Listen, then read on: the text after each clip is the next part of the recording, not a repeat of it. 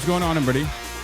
I hope everyone's having a fantastic evening, afternoon, pre-noon, no matter where you are in the world. I'm Hassan Piker, and this is Awesome broadcast coming to you live from sunny California, Los Angeles. Folks, we're live and alive, and I hope all the boys, girls, and MBs are having a fantastic one, because today's a beautiful day. Today's a wonderful day. Today is Monday. That's right, ladies and gentlemen, it's Monday.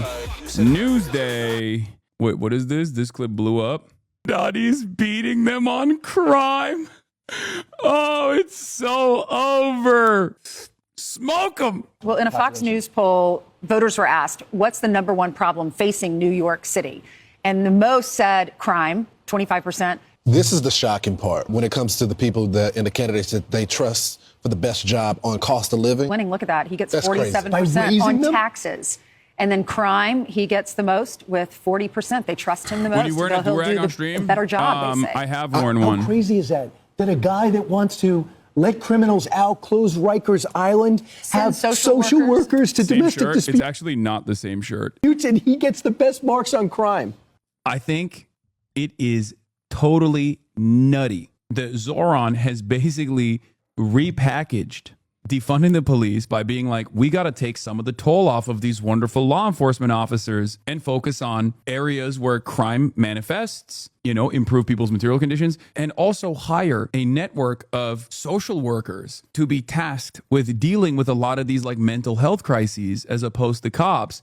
And people were like, wow, that is a brilliant idea. What a spectacular message. I have never heard this before. No one has ever brought this up. Is he wrong, though? What do you mean? This is the left position. It turns out just describing the process was so much better. Message packaging on the left is so ass. Yeah, I think that's part of the problem, for sure. But make no mistake, Republicans make their messages stick because they have a unified front. The Democrats and their left flank are constantly at odds with one another. They are constantly opposing one another. And therefore, there is no unified messaging front. Because if Democrats were like, hey guys, we don't mean like literally abolish the police. We mean that like cops are busy tackling crimes as they're supposed to be. But unfortunately, they can't tackle all the crimes when they're handling domestic disputes, things of that nature. If like establishment Democrats actually described what defund the police meant, I think that there would be a very different approach to it. Now, it's because Democrats at the national level did not want to do any of those things regardless. That's precisely the reason why they were acting scared. This is exactly why defund the police was a bad slogan. If someone disagrees with it, you explain what the slogan means and they agree with you, that just means you had a terrible slogan. No. Here's why that's wrong. Black Lives Matter. When Black Lives Matter first came out, it was, once again, activist backed. Okay? It was a statement. It was a message that the activists had put together. It wasn't like a focus group tested in the way that like a lot of these Republican narratives are. A lot of these Republican messages are. Having said that, initially when people said Black Lives Matter, a lot of people actually had a negative association with it. A lot of people actually went, oh, well, that just means white lives don't matter. The reason why I'm explaining this is because obviously people understood exactly what BLM means after Donald Trump negatively polarized, Donald Trump basically got Democrats to be negatively polarized against Trump when he was in opposition of BLM. And for a certain period of time, everybody understood, especially during peak woke in 2020, when BLM means, police are disproportionately targeting black people and brown communities, and we need to stop that, right? But leading up to 2020, when you said BLM, everyone would say all lives matter. A lot of people, like Republicans, had counter-messaged against it so aggressively.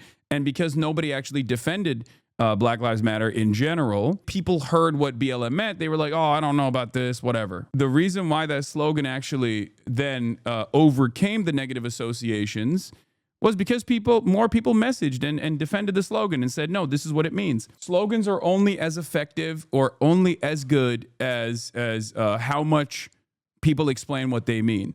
You can bastardize or you can actually destroy a slogan and a movement if there is no defense for it. And the same goes for like defund the police as well. I think people take an immediate negative stance against it because they just like are predisposed with like backing down. Like they're so used to just saying like, oh, we lost this one, let's just move on. And that's the reason why there are certain slogans that I just don't back down from, like from the river to the sea, Palestine will be free. Like they tried to do that. a lot of Zionist advocacy groups still to this day try to make it seem as though from the river to the sea, Palestine would be free is actually a fucking genocidal slogan that means like we have to kill all the Jews or whatever. And I'm like, no, that's not the case. And I will never back down from that because that's not what it means. And the actual intention of bastardizing what that slogan means is specifically so that people can't even protest peacefully against Israel. And the same fucking goes for BLM. They wanted to actually stop people from saying Black Lives Matter, not because they were scared of the slogan itself, but because they wanted to stop you from protesting because they didn't like what you were protesting about. It gives so much ammo to conservatives, though. Calling it defund the police is just a bad name. I think like having these sorts of back and forth debates is also utterly unproductive in general, because a slogan is just something that you say to start the conversation. And a lot of people, no matter how carefully calculated your slogan is, your opposition will always try to frame it in a negative fashion. Black Lives Matter means all lives don't matter until Black lives also matter because Black lives don't matter right now. Like that's what it meant.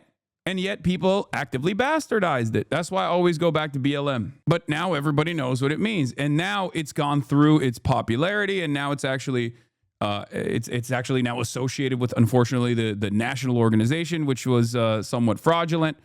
But ultimately, most people still understand what it means when someone says Black Lives Matter. You don't have to concede on the messaging front on a lot of these things, because the moment that you do end up conceding, you have, for no real reason, decided to drop this cause instead of just like doubling down and explaining to people exactly what it means until you change the association with it. A lot of the back and forth on the optics front revolves around which side's messaging is more powerful. It's not actually about the slogan itself. I'll give you the best example. Pro-life. Do we believe Republicans actually mean that they're pro-life? No, they're pro-force. They're pro taking away women's bodily autonomy. They're pro-forcible pregnancies being carried to term. And yet they have been able to design their movement, not just on the slogan alone, but they've been able to design what that means. It's not because the slogan itself is good, even though it is good, but everybody understands if you're opposition to pro-life sentiment, you immediately know what that means. If you're pro-choice, you immediately know what pro-life means, right? Holy lib energy, woke is back on the mini, baby. What the fuck? I don't believe Disney Plus, Hulu, etc. lost 1.7 million subscribers because of Jimmy Kimmel. Disney Plus was dropped by 3 million US subscribers in September, while 4.1 million canceled Hulu. Oh my God. It turns out liberals do not play around, brother. They do not play around with their Jimmy Kimmel. It turns out, holy moly, that is, wow. Stay woke, don't go broke is right. Oh my God. Go anti-woke and you will go broke. God damn. God damn. Woke is back. Woke is back. Woke is back. Woke is so back. Woke is on the menu, dude. Woke is on the fucking menu. It turns out for the treatlerites, you take their treats away and they will respond. They will respond in a way. The treatlerite vanguard, dude. Oh my Lord. My friend's millennial mom, who's kind of left of lib, canceled her Spotify subscription because it plays ICE ads. Woke is making a comeback. I live in rural Tennessee, by the way. Yeah, woke is making a comeback.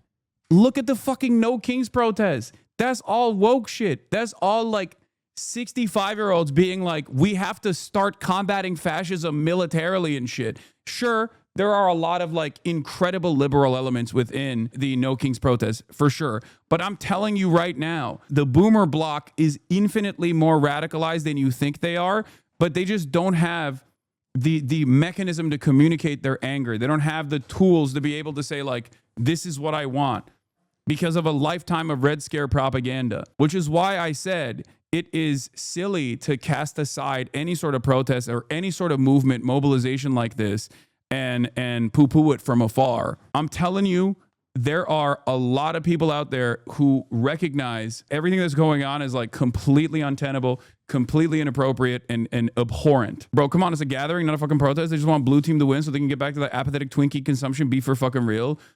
Oh my God. Oh my God. Listen, are there people who just want that? Absolutely. Absolutely.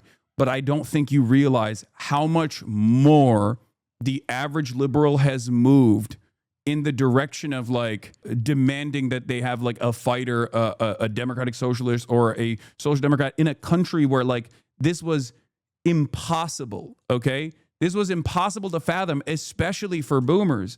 I'm saying if we do not use this momentum to our advantage and take away all of that interest that people clearly have in changing things into organizing, into developing class consciousness, then what is the alternative? My point is, and has always been, if you build it, people will come. And in the absence of building anything, all you are doing is chirping into the fucking wind.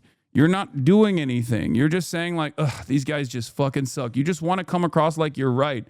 You are reframing a cynical and nihilistic perspective as real activism. I'm not saying that the No Kings protests ultimately are going to single-handedly change discourse or change the dynamic of this administration, but expressing discontent and mobilizing in this fashion, even if it's for basically a fucking parade, implies that there are people out there who recognize right from wrong, who are willing to go out in the streets, and also on top of that are looking for something different, an alternative vision, because they're also, a lot of those people are also upset with the Democrats anyway. It's that simple. And if you look at the trend lines in fucking socialism amongst the Democrats in general, socialism support is at an all-time high among the Democratic Party since 2010. Democrats are now saying that they are sympathetic towards socialism at 60+%. There are 16% of Republicans that are sympathetic to socialism. I don't know who the fuck those guys are, okay? I need to understand the mindset of those dudes. But like, this in a country like the United States of America is crazy. A lot of people don't realize that the United States of America is the imperial core. This is where the anti-socialist sentiment bred, okay? Post-World War II, we took on the task from the fascists and we made it our number one cause, because fascists rose to power when socialism was at its peak. Post-industrial revolution, the way that commodity production was designed at the time with factory lines and the assembly lines made it so perfect for people to radicalize. You had the peasant class in the countryside. That was a little bit harder to get together, but ultimately there were so many different initiatives that created a movement of socialism that we haven't seen since. But ultimately, given the undemocratic structure of a lot of these countries, the liberals were too fearful of allowing society to go through this radical transformation at the hands of revolutionaries, and they were at the mercy of the fascists who said, our number one op is socialists. We will kill them. We will fight them. We will enact vigilante justice upon them.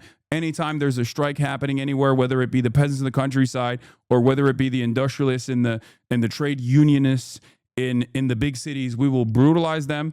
And all of the petite bourgeoisie and all of the large capital owners decided those are our guys. They will actually do everything to stop this movement, to stop this momentum. And they leaned into it. And that's how fascism blew the fuck up until it had to be put down militarily. And that wasn't even for the United States of America and for the rest of the Allied forces, with the exception of the USSR. That wasn't necessarily done because of an ideological difference. It's not like they hated fascism. It's that they hated the expansion that the fascist governments were engaging in. So for Americans now to, without any class consciousness whatsoever, being the most heavily propagandized proletariat out there, to finally come to terms on their own due to the severity of the income and wealth disparity crisis that is imminent, crisis that they're facing, that is a gift. That is a gift for all of us. It's a gift for organizing. But instead of locking in at a time when the liberal left flank party is at its weakest and the right-wing reactionary party is very actively moving away from liberalism towards fascism, and that is creating a lot of discontent, instead of locking in and using this as an opportunity to organize, we're just fighting amongst ourselves over petty shit. But anyway, my point is, and always will be, in one word, there are people out there that you would never expect. There are people out there who are small business owners, for example, like literally small business owners, like who have a class position that puts them at odds with any sort of like socialist movement. And yet they see fascism and they recognize it as bad because we live in a post-World War II universe where fascism was on paper defeated. Some Nazis will even say like, oh, America's like civic nationalism revolves around being anti-Hitler. And they say that in a disparaging way, but like that's a pretty solid civic religion that you could structure your world around. That's just at its core, maybe through some misunderstandings, like a fundamental anti-fascist principle. And that's solid. That's a good line of organizing. That's a good way to push people to your side on this issue, because socialists are uncompromisingly anti-fascist. Marxists are always uncompromisingly anti-fascist. And considering that this is the world that we live in now is not one where fascism is born anew, and people are going, wow, these guys might be a different alternative, a revolutionary alternative that I might actually be on board with. We now know what fascism looks like when left to its own devices. We know what it looks like when it's a form of governance, and we don't like it. We know what the impact of this is. We know that it means like mass destabilization, a constant expansionist principle, an identity that revolves around this like mythological, ethno-religious, or national superiority that does not actually exist. Anyway, let's see what this guy's saying. I would describe the Democratic Party as spineless. Weak. Cowardice. Disappointing. Shameful. Crying. Useless. Awesome. Weak. Incompetent. Let down. Spineless. The Democratic Party, in one word, lost. I don't think these guys are fucking card-carrying commies, man. Some of them might be, but I don't think all of them are. And while the No Kings protest might have had a variety of different libs in general, this is the broader sentiment. This is the broadest sentiment expressed at these rallies. We must capture this. We must capture this energy and redirect it into a more successful mechanism of organizing. Okay, because as I said at the rally to all of the journalists that kept asking me, like, do you think this is good? Do you think this is good? I said over and over again, it's not enough. It's good, but it's not enough. The next step from this point on is to demonstrate power.